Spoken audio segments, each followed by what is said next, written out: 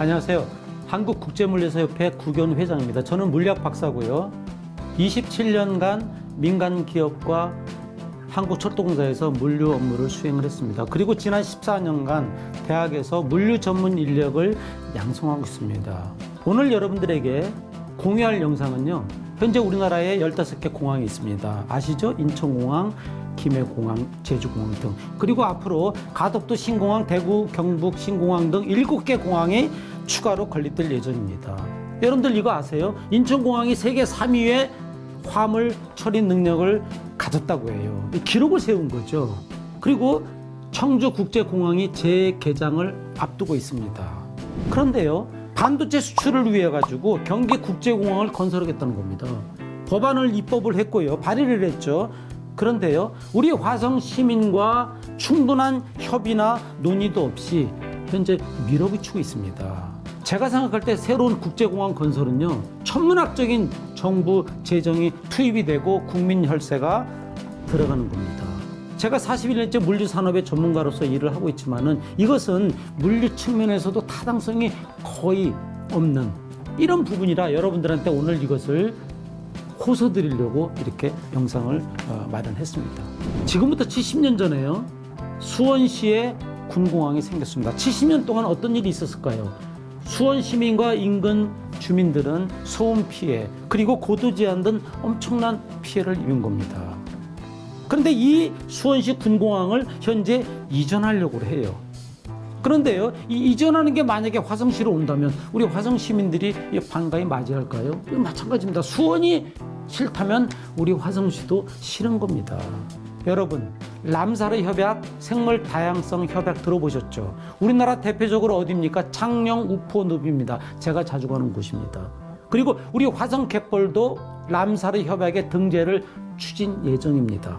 그런데요, 해양수산부가 생물 다양성이 풍부한 이 화성 갯벌을 습지 보호지역으로 지정했더라고요. 강화도, 강화갯벌, 화성, 태안, 부안, 신안, 순천만으로 이어지는 이 서해안과 남해안의 생태 갯벌 벨트를 우리가 영원히 잘 보호하고 후손에게 자선만대 물려줘야 할 것입니다. 그럼에도 불구하고 군공항을 이쪽으로 화성시로 만약에 이전한다면 이것은 안 될 일입니다.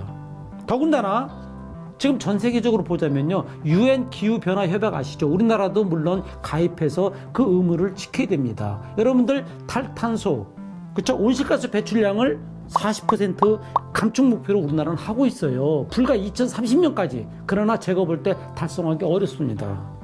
그리고요, 최근에 이번 달에 국제항공 탄소 배출량 관리에 관한 법률이 시행이 됩니다. 우리나라에서요. 이거 왜 하겠어요?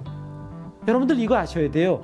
공항이 이착륙할 때 가장 많은 온실가스와 유해 물질을 배출한다고 해요. 그래서 외국에서는 항공기를 잘 이용을 안 하고 오히려 선박이나 철도나 이런 다른 쪽을 이용을 많이 한다고 해요. 기후도지사를 자청한 김동연 지사님이 뭐라고 그랬는 줄 아세요? 2030년에 경기도 온실가스 배출량 감축을 40% 하겠다. 그리고 임기 내에 16.2%를 감축하겠다고 약속하셨어요. 이거 과연 경기국제공항 건설하면서 지킬 수 있을까요? 저는 불가능에 가깝다고 생각합니다. 영국의 BBC가요, 철도에 비해서 항공기가 무려 20배가 넘는 탄소 배출을 한다고 합니다. 그리고 최근에 우리나라에서도요, 지속가능한 항공유를 넣어야 된다, 이런 것들이 규제가 되고 있습니다. 결국은 항공기가 이착륙할 때 가장 많은 탄소를 배출하는데요, 전 세계적으로 보면은 공항을 신규로 증설한다든지 확장하는 것을 규제하거나 연기하고 있습니다. 그런데 대한민국만 유독 가덕도 신공항이다, 대구 경북 신공항이다 하면서 7개 공항을 신규로 건설하거나 확장하려고 그랬습니다. 여기다가 플러스 경기국제공항까지 만약에 만든다면 어떻게 되겠어요? 이러한 전 세계 기후위기에 역행하는 일이라고 저는 생각을 합니다. 현재 우리나라 공항이 15개라고 그랬죠? 항공화물 처리량 능력은 충분합니다. 특히 인천공항은 세계 3위예요. 근데 여러분들 이거 아세요? 항공화물은요, 우리나라 전체 수출입 물동량의 불과 0.2%를 담당합니다. 그런데 말입니다. 반도체 선적을 위한 물동량은 불과 0.05%입니다. 여러분들 0.05% 가지고 국제공항을 건설한다? 이거요. 외국에서 웃습니다. 제가 물류 전문가 41년째입니다. 여러분들 앞으로 말이죠. 반도체는 점점 가면서 소형화돼요. 또 항공화물 자체가 경량화되고 소형화됩니다. 경박단서 들어보셨죠? 그래서 제가 볼 때는 이런 항공화물 물량을 가지고 국제공항을 건설한다, 이거는 말이 안 돼요. 왜? 여러분들 미국에서요, 바이든 대통령이 뭐라고 그랬습니까? 미국 내에서 이제는 반도체와 배터리와 전기차를 제조해야 된다. 이게 뭡니까? 리쇼어링이죠. 그렇죠? 현지 생산을 하면 우리나라에서 운송할 게 없죠. 우리나라에서 항공화물로 갈 게 없어요. 그렇죠? 또 이웃 나라에서 소싱하겠다. 멕시코나 캐나다에서. 그렇죠? 니어쇼어링. 그러니까 결국은 무슨 말이냐면요. 앞으로 미래에 미국이나 EU에서는 우리 동아시아에서 수출할 게 많지가 않습니다. 따라서 이런 항공화물의 물동량을 가지고 막연하게 수요를 예측해가지고 국제공항을 건설하겠다는 이런 주장은 타당성이 있을까요?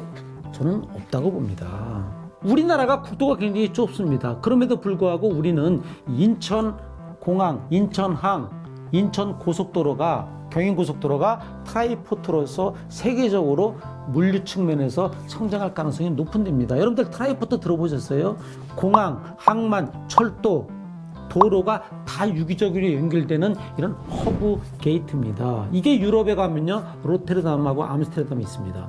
한국에는 유일하게 인천 쪽입니다. 그런데요, 우리나라는 트라이포트가 뭐 김해, 부산 쪽에서도 하겠다고 그래요. 더군다나 지금 경기국제공항이 생기면은 이 트라이포트가 이게 앞뒤가 안 맞는 말이죠. 일본에도 트라이포트가 없습니다. 그렇죠?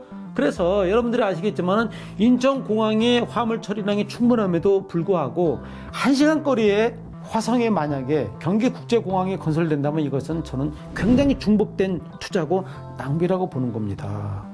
그래서 지금 우리가 지난 수십 년간요, 공항, 항만, 철도, 고속도로 관련해서 사회간접적인 무분별하게 투자가 되고 난개발이 있었습니다.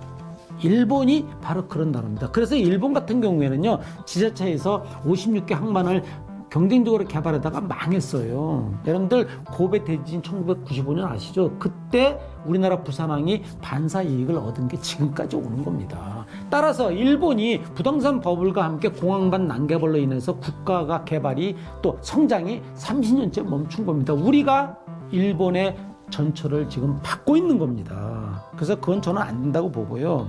또한 청주국제공항이 재개장을 한다고 해요. 청주국제공항에요, 수도권 내륙선 철도가 또 계획이 돼 있다고 합니다. 그렇다면 어떻게 되겠어요? 청주국제공항이 재개장되면서 철도까지 연결이 되면은 청주국제공항이 살아나는 거예요. 그럼 인천공항이 있고 청주국제공항이 있으면 되는데 왜 가까운 거리에 화성에 경기국제공항이 건설될 필요가 있나요? 이것은 거의 타당성이 없다고 생각합니다. 또한 경기국제공항의 건설 추진 관련해 가지고 경기도하고 수원시에서 말이죠, 예비 타당성 조사도 적당히 하고 또 투명하지가 못해요. 제가 볼 때는. 왜? 수원시 바로 옆에 있는 대학에다가 용역을 주어가지고 얄팍한 용역 보고서 하나로 조 단위의 국제 사업을 시행하겠다? 저는 이것은 아니라고 생각을 해요. 경제성 타당성, 그렇죠? 이런 것도 부족하고 과잉 투자 문제가 있습니다. 또한 전문성이나 공신력이 담보가 돼야 되는데 이런 부분들이 저는 매우 미흡하다고 생각을 합니다. 그런데요, 지금 경기도에서는요, 입법을 통해서 또 시민 토론회나 공청회 보고회를 통해서 경기국제공항의 건설을 밀어붙이고 있어요. 우리 화성시와 제대로 된 논의나 협의도 없이 말이죠. 그리고 더군다나 그것이 물류를 빙자해서 반도체 수출 선적을 빙자해서 한다는 겁니다. 이것은 제가 볼 때 얼토당토한 얘기입니다. 왜? 여객만으로는 국제공항 건설의 타당성이 부족하다는 걸 그들 스스로가 압니다. 그래서 물류를 끌어들인 거예요. 하지만 저는 물류를 끌어들인 게 더 큰 오류가 난 겁니다. 아까도 얘기했지만 물류는 불과 전체 수출 물동량의 0.2%입니다. 거기에 반도체 물량은 0.05%인데 0.05%의 물동량을 나르기 위해서 국제공항이 추가로 건설된다. 옆에 인근에 청주국제공항이 재개항되고 인천공항이 캐파가 세계 3위고 앞으로 증설할 예정이 있는데 이건 아니죠. 그렇죠? 제가 그래서 결국은 이런 사회간접자본의 무분별한 건설 때문에 우리 국민들 혈세가 마구 쓰인다면 어떻게 되겠어요? 물론 현 세대를 위해서 복지나 편의성을 위해서 할 수 있겠죠. 하지만 저는 분명히 말씀드립니다. 앞으로 우리 대한민국을 짊어지고 갈 미래 세대, 우리 청춘 세대들의, 청년 세대들의 행복한 삶을 우리가 물려줘야 합니다. 그러기 위해서는 그들에게 빚을 넘겨주어서는 안 됩니다.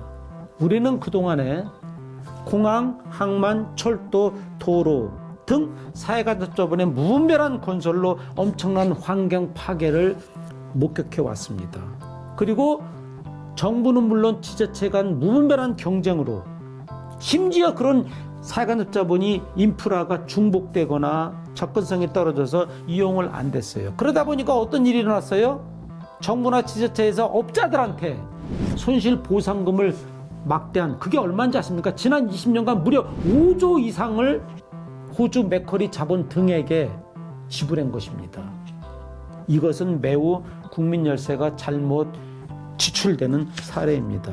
따라서 이제는 항만과 공항, 철도, 도로 등 사회간접자본의 무분별하고 경쟁적인 투자, 개발, 운영은 이제는 그만해야 합니다. 이제는 우리는 이런 사회간접자본에 대해서 깊이 있게 검토하고 심도 있게 논의도 하고 토론도 하고 해서 타당성과 경제성이 명확하게 명료하게 입증된 다음에 신중하게 추진해야 된다고 생각합니다. 저는 41년째 물류산업에서 종사하는 사람입니다. 물론 경기도민입니다. 그리고 대한민국 국민이기도 합니다. 더 이상 공항만, 철도, 도로의 난개발, 경쟁적인 개발로 인해서 우리 후손들에게 영원히 물려줄 이런 생태 환경, 이런 자연 환경이 파괴돼서는 안 됩니다. 여러분들이 나서서 막아줘야 합니다. 그리고 현재 가뜩이나 위험한 수준에 있는 가계부채, 소상공인 부채, 기업 부채, 공기업 부채, 국계 부채, 우리는 폭발 직전에 있습니다. 다시 한번 IMF 외환 위기가 와야 되겠습니까? 그건 아닙니다. 여러분들 더 이상 어려워진 우리 국가 재정, 국민 혈세를 이러한 경기국제공항이라는 말도 안 되는 타당성도 결여된 수요도 두리뭉실하게 만들어서 추진하려는 입법 행위, 그리고 경기도를 포함한 수원시의 이러한 추진 계획을 우리는 막아야 합니다. 여러분들의 도움이 절실히 필요합니다. 저도 열심히 돕겠습니다. 감사합니다.